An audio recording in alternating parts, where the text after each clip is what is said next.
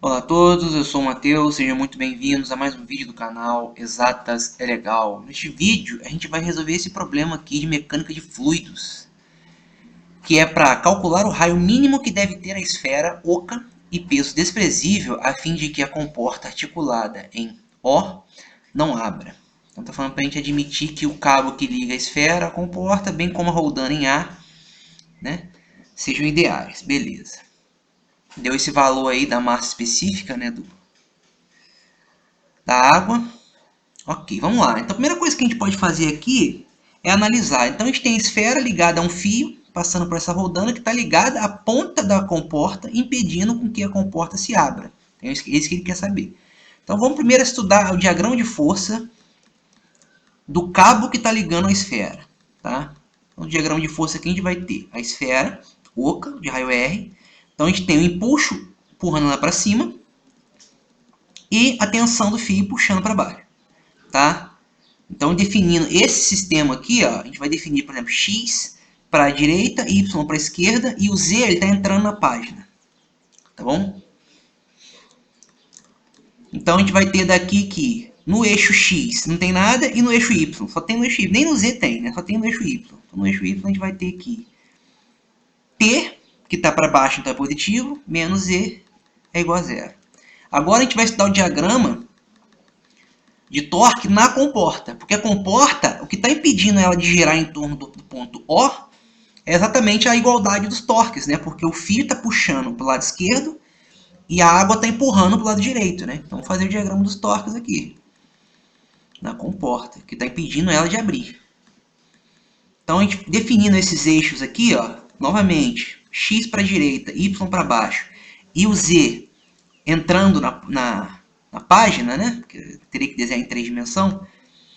A gente vai ter o seguinte, que a comporta é desenhada em vermelho, então ela está numa altura, ela vai estar numa altura meio metro, em relação a y, e o comprimento dela é 1 metro. Tá? De modo que então a gente tem uma força da tensão puxando aqui nessa extremidade e a força da água distribuída ao longo de toda a área da comporta, F. Tá? Os dois estão na mesma direção X, por exemplo. Tá? Só que uma está para o lado direito e outra para o lado esquerdo. Né? Então, fazendo o somatório dos torques, a gente quer que seja zero, porque a porta não pode abrir, não pode girar em torno da posição O. Então, a gente vai ter aqui a força F varia com a altura Y, né? Ou seja, a gente não consegue aplicar o torque ainda.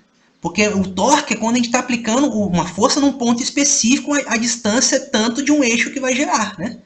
Então, aqui a força está distribuída na área. Então, o que a gente tem que fazer? A gente tem que, portanto, a gente vai ter que calcular, precisamos determinar, né, calcular, a força resultante dessa força todinha distribuída na área. Tá? Que a gente vai chamar de módulo de FR. Tá? A gente vai calcular o FR e calcular o módulo dele. Então, a primeira coisa que a gente pode fazer aqui é, qual que é o valor dessa força, primeiramente, né? Tem que calcular ela. A partir de que a gente calcula? Então, o módulo dessa força F vai ser dado pela pressão vezes a área. A pressão que a água está fazendo vezes a área da comporta. Então, a gente vai considerar que é a densidade da água vezes a gravidade vezes uma altura y, que esse é o problema, tá vendo? A força vai ficar em função dessa altura y vezes a área. A área tudo bem, a gente tem, mas e o y? Como é que é? Se a força varia com essa altura y, eu não consigo calcular o torque, né? Porque em cada altura y vai ter um torque diferente. Tá? Eu até conseguiria calcular o torque, mas aí teria que ser todos os pedaços pequenininhos de altura y, né, que a gente teria que calcular esse torque, daria muito mais trabalho. É preferível então a gente fazer o quê? A gente vai ver. Então a gente vai reescrever aqui, que a gente vai considerar o módulo de F igual a F, mesmo, só para eliminar o problema do módulo aí, para a nomenclatura mais fácil, vai ficar força, então, a densidade da água vezes a gravidade vezes y vezes A. Então vamos desenhar a comporta aqui, ela vai estar no eixo Z e Y, tá? Então, Y para baixo e Z aqui, porque a comporta que eu desenhei em vermelho ali anteriormente, ela está entrando na página, tá? Então vai ter a altura YZ, que vai ficar aqui a comporta, então ela tem a largura em Z é 0,6 e a gente vai considerar o seguinte, em vez de considerar a altura total 1, a gente vai considerar uma altura Y, onde essa faixa aqui que a gente admitiu é DY, é uma pequena faixa mesmo infinitesimal. É como se fosse, então, qual que é a força equivalente nessa pequena faixa aqui? Depois a gente integra, a gente vai ver que a gente consegue calcular a força total, que vai ser a força resultante que a gente está desejando. Tá? Então aqui a gente considerou uma área pequenininha, um infinitesimal de área, que vai ser 0,6 vezes dy, né? É um retângulo. Então aqui, infinitesimal da força respectiva dessa infinitesimal de área vai ser a pressão, é ρA, vezes a gravidade, vezes y, vezes o infinitesimal da área. Então isso aqui é uma coisa de 0,6, né? Aplicando o valor de dA, vezes a densidade da água, vezes a gravidade, vezes y dy. Então com isso a gente vai ter que a força vai ser igual a integral de dF. Tá? Ou seja, a gente vai integrar em todas as alturas, infinitesimais de altura, para achar a força resultante. Então vai ser integral, a altura inicial é 0,5, afinal é 1,5, 0,6 vezes a densidade da água, vezes a gravidade, vezes y dy. O que não depender de y a gente pode tirar da integral, então fica 0,6 vezes a densidade da água, vezes a gravidade. Integral de meio até 1,5 de y dy. Então aqui integrando vai ficar 0,6 sobre 2, densidade da água vezes a gravidade, y2. Onde esse 2 no denominador é porque a integral de y é y2 sobre 2, né? Aplicando de meio até 1,5, a gente obtém então que é 0,3 vezes a densidade da água, vezes a gravidade, 3,5 ao quadrado menos meio ao quadrado, que isso aqui dá 2. Então, força resultante será, vou botar o Rzinho ali para designar que é força resultante, 0,6 densidade da água vezes a gravidade. Porém, a gente precisa agora encontrar, tudo bem, a gente conseguiu reescrever essa força, mas a gente precisa encontrar onde que essa força é aplicada. Precisamos saber o ponto em y onde F é aplicada para esse torque, né, que a gente vai escrever agora, para este torque ser equivalente ao torque da força distribuída na área inteira, como estava anteriormente. Tá? Que era o nosso módulo de F em toda a área. Então, com isso, a gente vai fazer o desenho aqui, desenhando o eixo Y e X, lembrando que o Z está saindo da página, ou entrando, né, dependendo do nosso referencial, como a gente quiser. Então, a gente desenhar com porta no eixo Y. Então, essa força agora que a gente fez ali, vamos considerar um infinitesimal dela. Então, o infinitesimal dessa força resultante produz qual torque? Então, a gente vai considerar uma altura Y, que é esse Y que a gente quer calcular. Isso aqui tem que equivaler a toda a força que estava distribuída em toda a área antes. Tá? Não é mais num ponto só. Então, a gente quer que neste ponto específico seja equivalente ao torque de toda a distribuição de força na área total. Então, o torque, por conta desse infinitesimal da força, vai ser, onde a gente vai tirar o módulo lá, a gente vai escrever que o módulo desse infinitesimal da força resultante, assim, vetorial, é só infinitesimal da força resultante. Vai ser infinitesimal do torque, com relação à força R, vai ser igual ao infinitesimal da área vezes essa altura Y. Tá? Se lembrando sempre que a gente está fazendo com o referencial O, tá? Lá em cima. Onde esse referencial O, onde está passando o X ali, é onde está a borda da água, do tanque lá onde está considerando. Então a gente vai achar que dF, lembrar, né, que dF é igual a densidade da água vezes G vezes Y dA, né, como a gente fez anteriormente. Então agora a gente faz que, integrando os dois lados lá do infinitesimal do torque na área, vai ficar a integral da área do torque, do infinitesimal do torque com relação à força R, desse segundo termo que a gente botou aqui vezes y, ou seja, ρA vezes g vezes y da y ao quadrado, dA, né? Integral na área. Então a gente quer que esse lado esquerdo ele seja puramente a força R, ou seja, a força resultante vezes a altura y. Então a gente põe, isso aqui eu quero que seja a força vezes y, porque eu quero calcular exatamente quanto que isso aqui, esse y equivale a calcular o lado direito, que é toda a minha distribuição de força, todas as pressões, todas as alturas, na área inteira.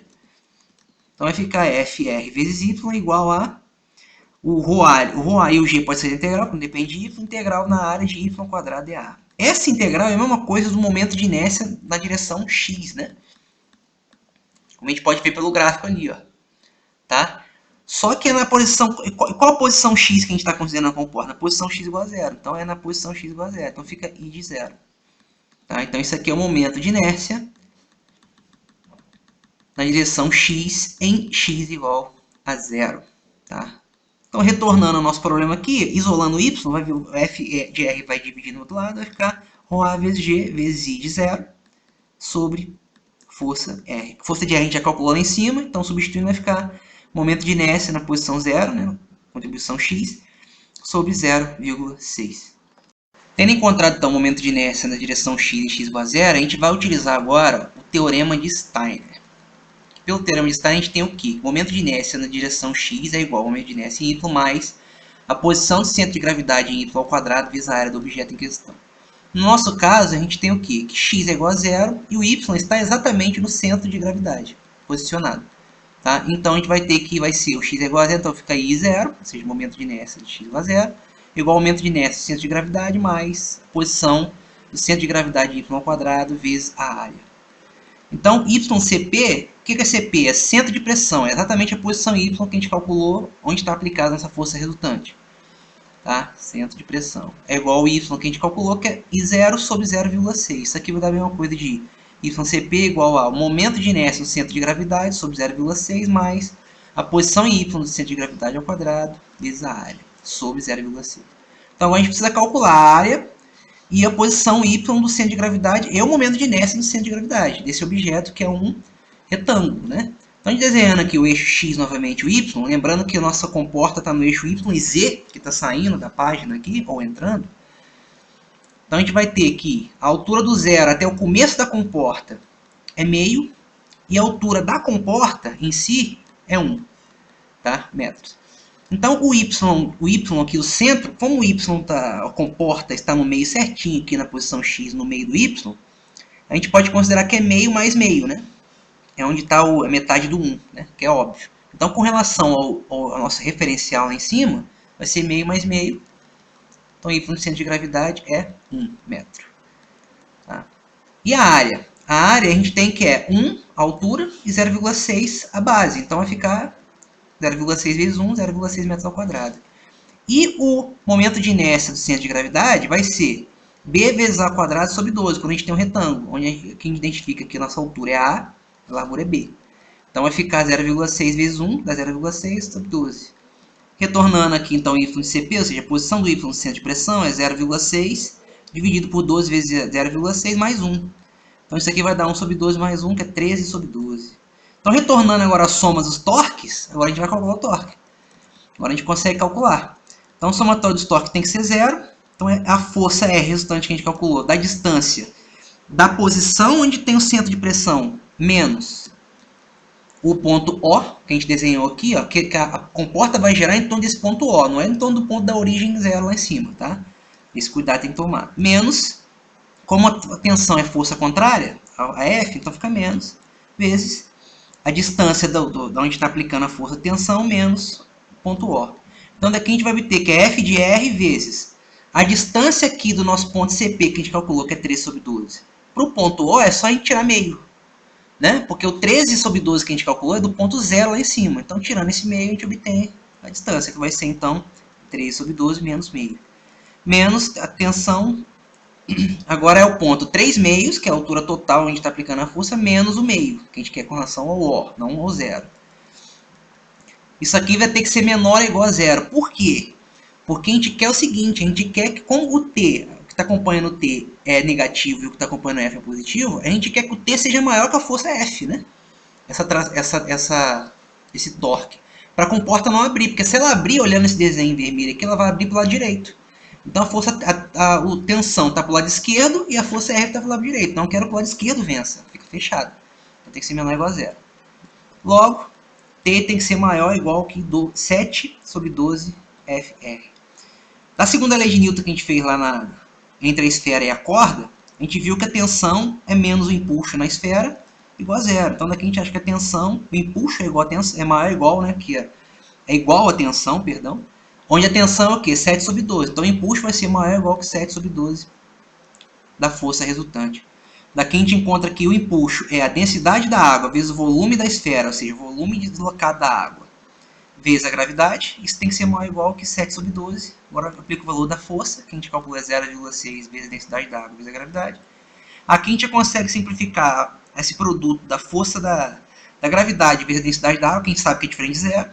Então pode simplificar. A gente vai obter então que o volume da esfera é 4/3 de π ao cubo. Tem que ser maior ou igual que 7 sobre 12 vezes 0,6, que é 6 sobre 10. Então daqui a gente obtém isolando o R ao cubo, que vai ficar maior ou igual que 3 sobre 4π, vezes 7 sobre 20. Então R tem que ser maior ou igual que raiz cúbica de 21 sobre 80π. Que isso aqui é aproximadamente 0,44. Muitos livros adotam essa aproximação. Então aqui a gente vai ficar com R maior ou igual a 0,44. É isso, espero que tenham gostado desse exercício, que deu um pouquinho de trabalho, é um pouco complexo, que a gente tem que considerar algumas coisas, né? Tem que considerar torque, segunda lei de Newton, tem que considerar momento de inércia, posição do centro de pressão, mas foi bem interessante, né? Espero que tenham gostado, quem gostou dê o like. Se inscrevam, compartilhem para quem vocês conhecem que tem dúvidas desse tipo de questão, para quem está precisando aprender desse tipo de exercício, né, envolvendo a mecânica dos fluidos. Muito obrigado e aquele abraço.